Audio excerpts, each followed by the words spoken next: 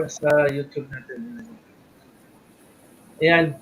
Welcome everyone to our Chikahan with Rev.CEEJAY. And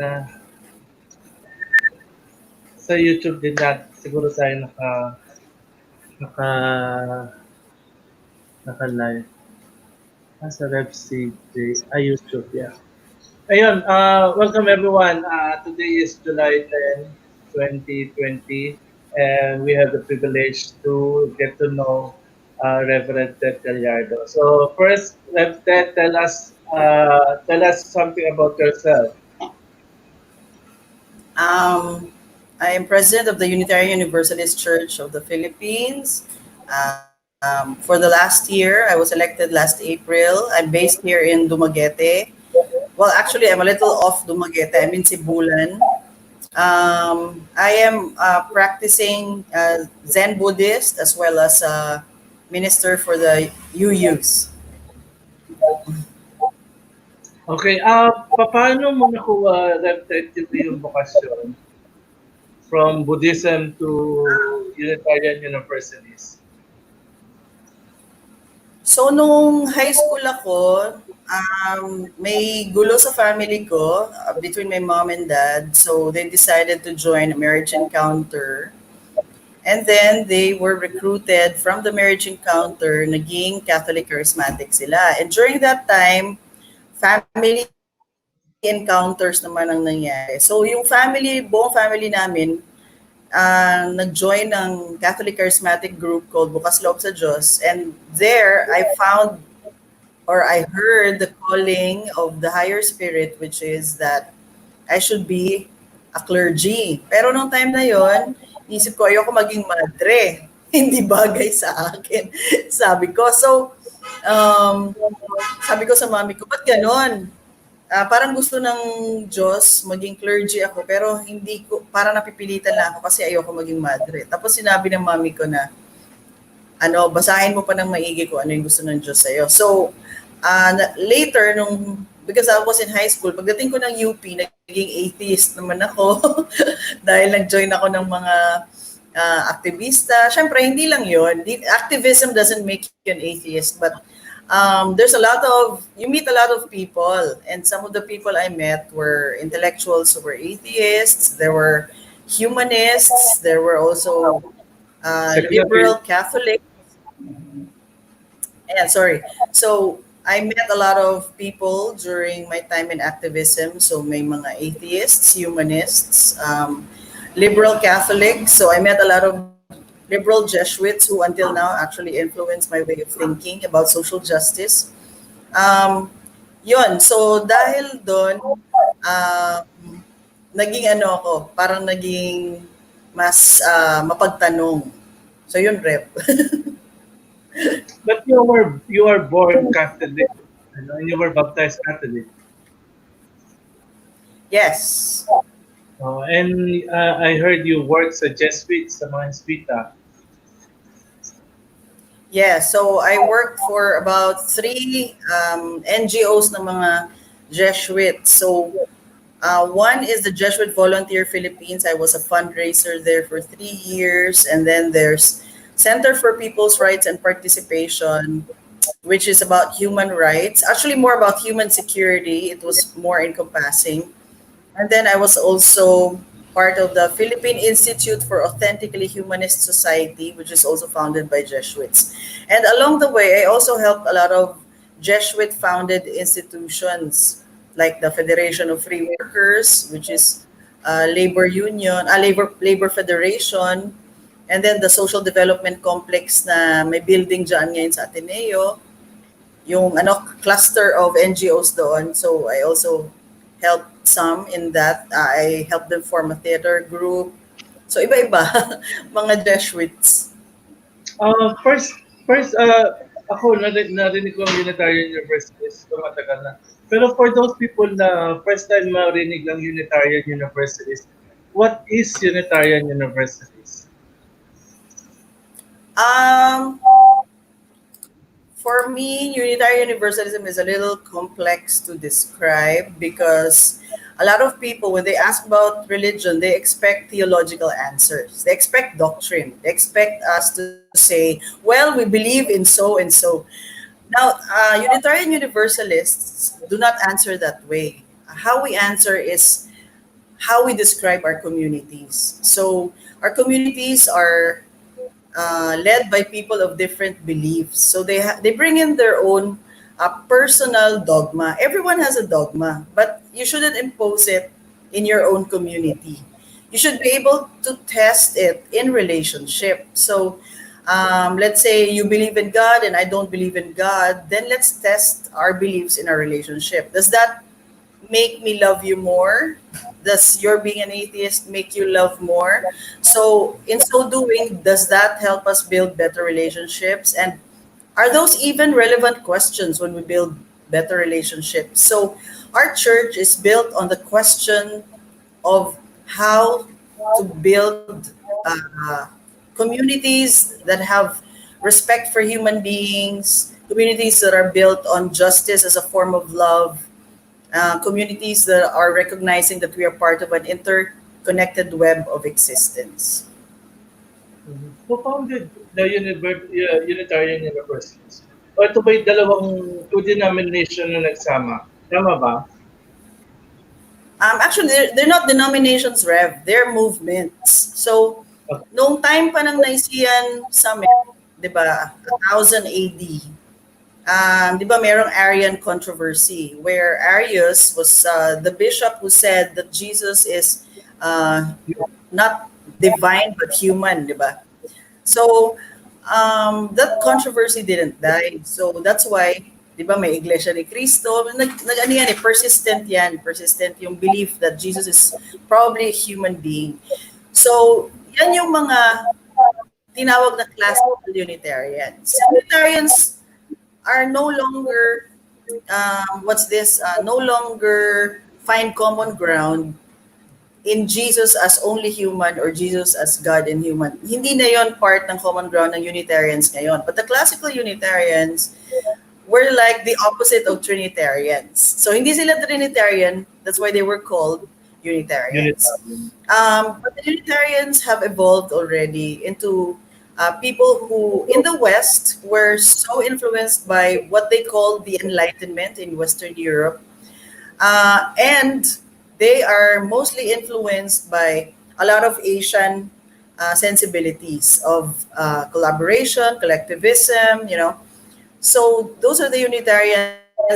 They've also had a large influence from the Transcendentalists. So there's a different form of Transcendentalism in the West and East, but the Unitarians were influenced by both. And the Universalists naman is a movement. Universalism was a movement that rejected the idea that God would condemn people to hell. That if God is absolutely good, even in mathematics, they would say, if one thing is absolute, then there is no room for its opposite. So that's why universalists believe that salvation is for all. So at some point in history, the two of them merged around 1960s. 19 in the 1800s, the Universalists and the Unitarians were both refugees of persecutions in Europe. They went to the United States, but around 1960s only did they merge to form Unitarian Universalism. But in that's only in the States. In the rest of the world, people are still either called Universalists or Unitarians, and only a Or few famous go by Unitarian Universalists, like us in the Philippines, some parts of Australia, and Africa. Sorry, Europe. may conferences na ginagawa kayo ever once a year o once to biennial, triennial? Anong tawag sa Yes. So yeah. uh, conference? Conference din? So yes, we have an international council of Unitarians and Universalists. So Who is the Unitarians and Universalists. who is the universal president or head So of the church? there's no. May class? there's no global head of church. There's no global head of church. Like I said, it's a movement kasi Rev. So the movement is led by autonomous leaders in many countries where they freely express strands of Unitarianism or Universalism as adapted to their own culture. So Ah, because we don't believe in a global hegemony where there's a central figure who can tell you what to do in your local context. We think that that is impossible for a figure far away and up there to know what your experience is on the ground that they should dictate what you do. Diba? So what we do is we only guide each other collegially as colleagues in conscience. We help each other in difficulties. So if there are questions, if there are challenges, we form cohorts across the globe. So we invite people who we think can help us, and then we form like small like chalice circles or cohorts. so ang common na kasi usually sa ating 'di ba pag nag-midweek tayo, chalice or and the bell, 'di ba gano'n? Chalice and the bell. Yes. Sa kahit din yung simbolo ng Unitarian Universalist is ano, chalice o ano yung parang kay Aladdin. Ang Mm. tawag doon? Chalice. Chalice and bell also. Yeah. Chalice and bell din. So Uh, our so chalice has common a very interesting history. Sorry, Rev. Go ahead. sige Go bro, ahead. ano ibig sabihin ng simbolong yun? Yeah, so the chalice has a very interesting history. It was around the time of the Holocaust when some of our Unitarian siblings were trying to save some Jews from persecution in order to delude the Nazis into believing that they were doing something legal. Syempre, it was illegal at the time to rescue Jews. So in order for them to deceive the Nazis that they were doing something completely legal, they created a logo presenting themselves as sort of like a humanitarian organization. And then they put there the symbol of the chalice. And that's why the chalice has become for us a symbol of crossing over to the precipice into freedom. So the candle for us is a universal symbol of many rituals. So when you are trying to open a ritual, it is for us natural to light a candle. So the chalice is the vessel, which is our desire towards freedom, and love is the true measure of freedom. And then the candle is like our connection to everything that has been called forth into religious tradition. So I Mm. think Reverend CJ I'm is I'm back, trying to. I'm back. I'm It's back. okay. It's okay, Rev. Rev, while you were gone, I completed Okay. my statement, and you can watch it later. Oo nga, okey lang. Papaano ka naman pumasok sa activism ng LGBT or ng human rights para mas general? So yeah, during the time when I was around 19 years old, and Cory Aquino was the president, I was 19 years old. But I was probably third year college in UP. So before that, I joined the EDSA revolution as a 16-year-old minor with my parents, and we contributed to the revolution by to the uprising by making sandwiches and putting that stuffing our van with sandwiches and bringing that van to the crowds and giving away. Also, we tried to convince soldiers who were trying to defect to the people's side, by giving them poetry, yung mga ganun mga poems ko, I gave it to soldiers, ganyan. Tapos, at some point, my uncle and my mom, without me, they went there also.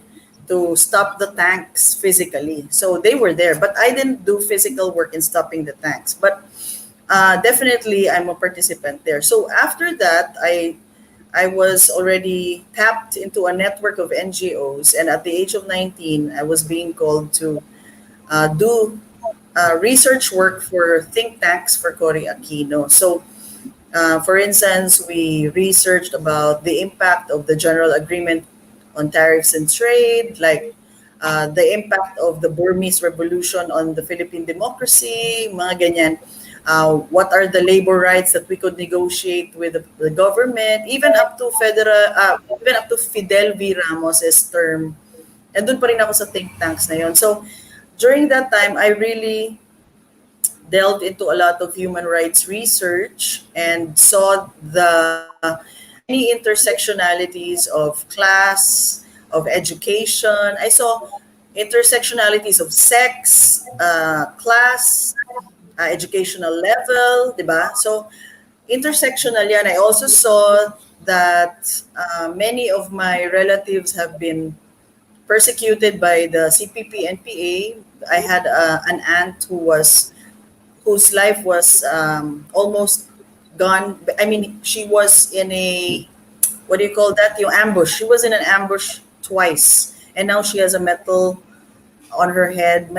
Two of my cousins were CPP NPA before, and then one of them tried to escape because they didn't want that ideology anymore, and they were gunned down. My cousin was gunned down, and we had to pretend that he was buried, but actually he survived and he hid in Manila. So I know the atrocities. I know terrorism. I know that's the doing of a terrorist organization. So I really studied the connections of the extreme left. So I would say a moderate left, and not because I embrace the values of the oligarchy or that I play safe. I don't think I play safe. I only play safe for my organization because for me as a leader, I can risk a lot of things by saying how I feel and then fly to the Netherlands and hide while the farmers who identify with me may be shot.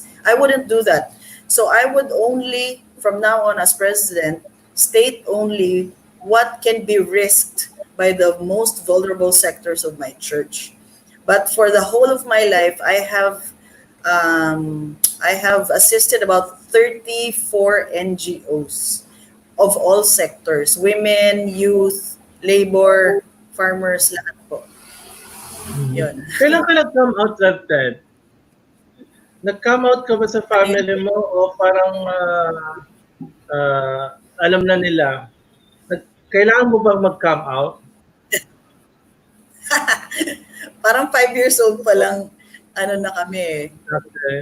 Parang 5 years old pa lang, parang accepted na sa amin, parang panatag na yung loob nila na, ito, tomboy to. Actually, tomboy na yung tawag nila sa akin noong bata pa ako. Pero siguro, nag-iisip sila, one day, mag-bloom yan into a dalaginding, which I actually tried. So, nung sinabi nila na maganda ako, nagpa-long hair ako, sinabi nilang sexy ako, nag-skirt ako, nag-bathing suit ako ng maganda, niligawan ako ng maraming guys. So, um, later on, na-realize ko lang na hindi naman kailangan pangit para maging tomboy. Pwede namang maganda. Pwede namang maganda ka, long hair ka, at magiging tomboy ka, di ba? So, kaya ako ngayon, I say I'm non-binary because I embrace both guwapo and maganda. Di ba, Rev? Ma, ma, so hindi naging mahirap sa'yo ang mag-come out kasi the family were very supportive. Oo, pero nung nalaman nila na, kasi lumayas ako sa amin nung naging aktivista na talaga ako eh. So, nung umalis ako sa amin, doon nila hinanapan ako ng butas na, ay, tomboy kasi yan. Kaya ganyan siya mag-isip. You know, so, ay, kasi UP yan. Hinalo pa yung UP. Tomboy ka kasing taga-UP. Parang Kaya rebelde. ganyan ka mag-isip. Rebelde ka na talaga. So, tapos ako, hindi pa ako yung ambisyosa na gusto ko yung bagong car, gusto ko yung bagong house, ganyan. While all my middle class friends, and I also come from middle class origin, so ganon sila mag-isip. So sometimes magka-high school reunion kami. And one of my classmates will say, "Huy, may bagong development yung Ayala sa Santa Rosa, Laguna. Let's buy, tabi-tabi tayo ng townhouse." And then they would say, "Sige, ako isa, ako isa, ako isa." Okay? Ano yun? Lollipop lang ba yun na binili nyo? Tapos, I always imagine na, wow, that was probably going to be my life if I led a life that was normal. Kumbaga, if I married the same class as me, di ba? If I married the same educational background as me, di ba? The opposite sex, and then, lahat na, pag sinunod ko sila, those are the financial rewards. Pero, the spiritual cost. But the spiritual cost of those financial rewards would be great, which is I would be a fake, and I wouldn't do service to the people who are trying to be authentic, who are like me. So even while I'm disadvantaged economically, I don't think I am suffering at all. I think my liberation can be seen naman in my face. Hindi siya mabigat. Liberation is always light. And the truth nga shall set you free kasi. Because as Jesus said, if you follow me, the yoke will be lighter. So it is actually lighter. It will be heavier if I was fake. Diba, Rev? At sabi nga, what a profit a man if he gains the whole world that loses his soul. Di ba? So, yung Check. natin. Regarding sa LGBT activism, for the fact that LGBT activism in the Philippines is so diverse, literally diverse. No? So, what do you think is the best way to unite the LGBTQIA plus community in the Philippines? What do you think is the good suggestion na pwede natin mapag-isang sangka-LGBThan sa Pilipinas? Siguro, Rev, ang pagkakaisa natin ay dapat manggaling sa, kumbaga, I know wala namang no human right is greater than another human right. No, for me kasi um well, you could say the right to life, of course, takes precedence, right? Um pero yung mga freedoms, sorry, not rights. The freedoms I'm talking about, they all come together. Um but you need to prioritize. So for instance, what's going to happen to, let's say, freedom of speech if people don't know how to use it? I mean, freedom of speech is for mature democracies, and we need to first learn the consequences of freedom of speech. And for me, that doesn't mean freedom of speech should be curtailed. What I mean is, freedom of speech must come from a lot of development work as well, hand in hand. So, pag tayong mga LGBT groups nagsama-sama, let's educate each other on what we think are the consequences of our freedoms first, 'di ba? So what kind of freedom are we fighting for? Kasi may mga LGBT groups na ayoko munang magkaroon ng marriage equality kung walang divorce. Because for them, it's important first to have that freedom to cut a marriage before you bind yourself in marriage, 'di ba? So may ganong difference. Meron din yung difference na anong unahin, class war or gender war? For me, pareho yun, sabay yun eh. For me, sabay yun. Kasi you cannot have freedom of gender tapos inapi ka naman, kunyari, o dalawa kami ng partner kong babae. So sige, may marriage equality na. Pero mas mayaman ako sa kanya. Naapakan ko pa rin siya. So, hindi natin natutunan pa rin yung concept of freedom. Kasi yun nga sinasabi ko, the concept of freedom takes a lot of maturity to actually understand and comprehend. And right now, we're just fighting for freedoms that we don't even comprehend the impact and also the responsibility that goes with them. Kasalanan natin yon. And I'm not saying that this gives Duterte the right to curtail our freedoms. No. This gives us the right to educate each other. This gives us more right to actually use our freedom of speech to educate each other. Okay. Yun, Rev.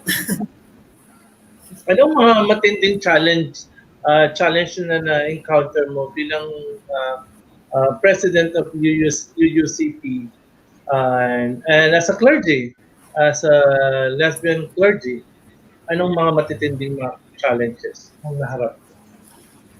Yung isa, Rev, is gaya ng kay Kristo noong unang panahon, ang mga challenges na yan, hindi naman nagbabago yan eh. Di ba sabi nga sa Ecclesiastes, lahat yan nangyari na. Lahat ng mga banggaan, nangyari na yan. Ang banggaan between rich and poor, tagal na yan. Ang banggaan among the sexes, matagal na yan. And ang banggaan na kinaharap ni Kristo noon is yung banggaan between human consideration and the law. Dali lang, Reba. Ano ba i-mute ito? Dun sa may ano dun sa may nakamit ka na.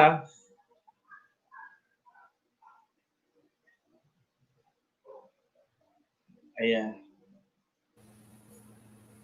Ayan. So, yeah. So,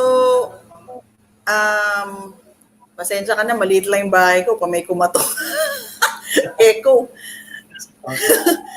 So, ang banggaan na kinaharap ni Kristo noon is yung banggaan between human consideration, the right to life, the right to health, the right to safety, the right to security, versus the law. Diba?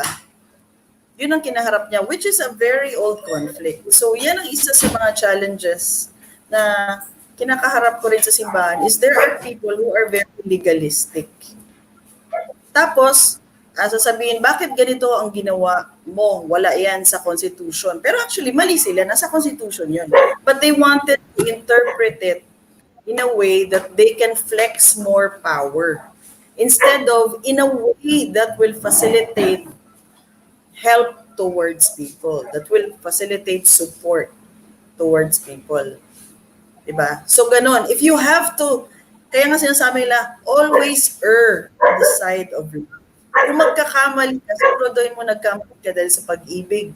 Hindi yung para sa batas lang. Diba? So, yun minsan, there will always be those people who will think that they are the guardians of order, they are the guardians of the law, when in fact, they should be guardians of justice. Are we, kasi in a beloved community, you cannot tell people what they need. You cannot impose what they need. Or you cannot teach them what you want them to learn. They will learn on their own based on their experiences. And all you can do as a leader is to make sure that learning is a well-oiled machine, that learning is free, that learning is unhampered by politics, that seeing is seeing without fear, listening without fear, knowing without fear. Yun lang ang magagawa mo as a leader. So, is to make sure that politics doesn't impede with the free inquiry. Diba, Rev? Okay.